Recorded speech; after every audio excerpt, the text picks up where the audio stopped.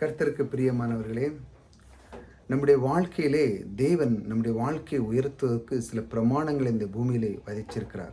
ஆகையால் நாம் முதலாக சில பிரமாணங்களை நாம் பார்ப்போம். சில பிரமாணத்தின் அடிப்படையில் நீங்கள் வாழும் பொழுது உங்களுடைய வாழ்க்கை திறனே மாறும். அதாவது முதலாவது நீங்கள் விதைப்பு அறுப்புங்கிற பிரமாணத்தை அறிந்து கொள்ள வேண்டும். ஒரு மனுஷன் விதைக்க ஆரம்பிக்கிறான் என்றால் அவனுடைய வாழ்க்கையிலே குறைவே இருக்காது. பாருங்கள், விவசாயி பாருங்கள், அவனுடைய நிலத்தில் விதைக்க ஆரம்பிச்சிட்டான்னா அவனுக்கு மன மகிழ்ச்சியாக இருக்கும். கண்டிப்பாக இன்றைக்கி கடலை போட்டிருக்கான்னா, இல்லை பயிர் போட்டிருக்கானா, ஏதோ ஒன்று போட்டிருக்காங்க, கோதுமை, ஏதோ ஒரு நிலத்தில் அவன் போடுறான்னா தேவன் அதை பல மடங்காக அதை ஆசீர்வதிக்கிறார். ஆகையால் தான் அதே போல தான் உங்களுடைய வாழ்க்கையில் செல்வம் என்பது ஒரு விதை போல நீங்கள் விதைக்க ஆரம்பிக்கணும். அதனால தான் அந்த விதைக்கதை பற்றி நான் உங்களுக்கு அந்த நிறைய வீடியோ போட்டிருக்கேன் பொருளாதாரத்தை பற்றி. அதை நீங்கள் பாருங்கள். ஆனால் இன்று முதல் நீங்கள் விதைக்க ஆரம்பிக்கணும். அதற்கான நம்பர்லாம் டிஸ்கிரிப்ஷனில் கொடுத்துருக்கேன். ஒவ்வொரு நாளும் உங்களுடைய எண்ணத்தை நீங்கள் மாற்றணும். எப்படி விதைக்கிற பொழுது ஐயோ ஏன் கேட்குறாரா கொடுக்கணுமா அப்படி இல்லை. நீங்கள் கொடுக்குற போது அது விதையாக கொடுக்கும் பொழுது அது உங்களுடைய வாழ்க்கையிலே மாற்றத்தை உண்டு பண்ணும். பாருங்கள், நீங்கள் விதையாக கொடுக்கணும், கொஞ்சம் கொடுத்தாலும் சரி தான் அது.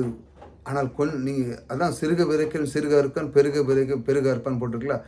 நீங்கள் எந்த அளவுக்கு விதைக்க ஆரம்பிக்கிறீர்களோ உங்களுடைய மனதிலே ஏவுகிறது அந்த அளவுக்கு தேவன் பெருக்கத்தை கொடுப்பார். ஆக நீங்கள் பெருக்கத்தின் தேவன் உங்களுக்கு வர வேண்டும் என்றால் அவருடைய விதைப்பு அறுப்புக்கு இதை பிடிச்சு கொள்ளுங்க. ஆகையால் கர்த்தர் உன்னை தினமும் தேடி வர என்ற தலைப்பில் நம்ம தொடர்ந்து பார்த்துக்கிட்டு இருக்கோம்ல.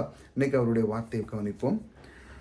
உங்களில் ஞானியும் மிகவுமாய் இருக்கிறவன் எவனோ அவன் ஞானத்துக்குரிய சந்தத்தோடு தன் கிரிகளில் நடக்கையினாலே காண்பிக்க கடவன். பாருங்க, உங்களில் ஞானியாக ஒருவன் இருக்கிறான்னு வச்சாங்களா, அவன் ஞானி அவன் எப்படி இருக்கணும் அப்படின்னு கற்றுக் கொடுக்குற பாருங்க. அவன் ஞானத்துக்குரிய சாந்தத்தோடு மற்ற அவன் ஞானமாக இருந்துட்டு வளவளா கொலவளா இல்லாமல் அவன் எதை கற்றுக் கொடுக்க வேண்டும் ஒரு குழந்தைக்கோ ஒரு பிள்ளைக்கோ இல்லை ஒரு ஸ்கூலில் ஒரு டீச்சராக இருந்தாலும் எப்படி கற்றுக் கொடுக்கணும், விவேகத்தோடு இருக்க வேண்டும். அவன் எந்த அளவுக்கு அவன் கற்றுக்கொள்கிறான், அவனுக்குள்ளே இருக்கிற தாளந்து எதெல்லாம் இருக்கோ அதை அவன் பயன்படுத்த வேண்டும் என்று தேவன் கொடுக்கிறார். அதை பயன்படுத்து. ஞானத்துக்குரிய சாந்தத்தோடு தன் கிரியைகளை நடக்கையினால் காண்பி அப்படிங்கிற. உனக்குள்ளே இருக்கிறத நீ காண்பி. அதாவது என்னென்னா, உனக்குள்ளே இருக்கிற அந்த தாளந்தை நீ எடுத்து காமி. சும்மா நிறைய பேர்கிட்ட ஏகப்பட்ட டேலண்ட் இருக்கும், ஒன்றும் யூஸ் இருக்காது, வெறும் ஒன்றுமே இருக்காது, சும்மா அப்படியே உட்காந்துட்டு இருப்பாங்க. அவங்கள்ட்ட ஏகப்பட்ட ட்ராயிங் ஸ்கில் இருக்கும், மற்ற டெக்னிக்கல் ஸ்கில் இருக்கும், நிறைய இருக்கும். ஆனால் ஒன்றுமே செய்ய மாட்டாங்க. அவங்க அம்மா அப்பா சம்பாதிச்சுட்டு அப்படியே சாப்பிட்டுட்டு அப்படியே இருப்பாங்க. அவங்கள்ட்ட இருக்க தாளந்தை வேஸ்ட் பண்ணிகிட்டே ஒன்றும் பிரயோஜனமே இருக்காது. அதை வச்சு ஏதாட்டு மற்றவர்களுக்கு பயன்படுத்துறதுக்கு மாட்டேன். அதான் சொல்லிடுற தேவன் சொல்கிற பாருங்க, ஞானியாகி விவேகமாக இருக்கிறன்னு எவனோ. உங்களுக்குள்ள ஒரு தாளந்து, ஒரு நல்ல குணம் இருக்குது, நல்ல எபிலிட்டி இருக்குது, நல்ல ஏதோ ஒன்று இருக்குது. அந்த ஞானத்துக்குரிய சாந்தத்தோடே தன் கிரியைகளில் நடக்கினாலே காண்பிக்க கடவன். அதாவது அதை காண்பி, உனக்குள்ளே இருக்கிறத காண்பி. இன்னைக்கெல்லாம் இருக்குது அந்த பெரிய பெரிய டேலண்டர்கள், இந்த மாதிரி இருக்கவங்களுக்கு தான் இன்றைக்கி பணமே.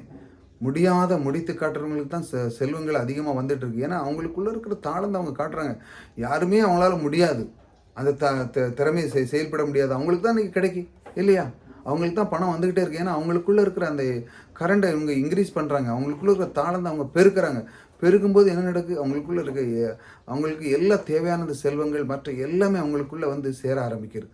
ஆகிய போல் உங்களுக்குள்ளே இருக்கிறது தேவன் தந்த அந்த விதை உங்களுக்குள்ளே ஒரு டேலண்டான இருக்கா, ஒரு திறமை இருக்கா, ஒரு ட்ராயிங் ஸ்கில் இருக்கா, ஏதோ ஒன்று இருக்குது, அதை நீங்கள் வெளிப்படுத்துங்க. சும்மா வச்சுட்டு இருக்காங்க. இன்றைக்கி எத்தனையோ மீடியா வந்துட்டு அதில் நீங்கள் உங்களை பாடலாம், உங்களுக்கு தெரிஞ்சதை நீங்கள் கற்றுக் கொடுக்கலாம். இப்படி உங்களுக்கு நேரம் கிடைக்கும்போது இதிலே நீங்கள் பழகணும். அதான் தேவன் சொல்கிறார், தினமும் தேடி வருகிறார் பாருங்கள். அதனால தான் சொல்கிறேன், நீங்கள் விதைக்கும் போது வார்த்தை ஒவ்வொரு நாளும் நீங்கள் கேட்கும்போது சத்தியத்தை கேளுங்க, சத்தியம் உங்களை விடுதலையாக்கும் சொன்னது போல் நீங்கள் கேட்கறதுனால அந்த வார்த்தைக்கு விதைக்க ஆரம்பிக்கும். விதைக்கும் பொழுது உங்களுடைய வாழ்க்கை மறுமலர்ச்சியாக மாறும். அதனால தான் சொல்கிறேன், ஒவ்வொரு நாளும் தொடர்ந்து 2-3 நிமிஷம் கேளுங்க. கேட்கும் பொழுது உங்களுடைய உள்ளம் மகிழ்ச்சியாக இருக்கும். கர்த்தர் உங்களோடு கூட இருக்கிறார். புதிதாக வந்து சப்ஸ்கிரைப் பண்ணிச்சாங்க. தொடர்ந்து இந்த மாதிரி வார்த்தைகளை நாம் கேட்போம்.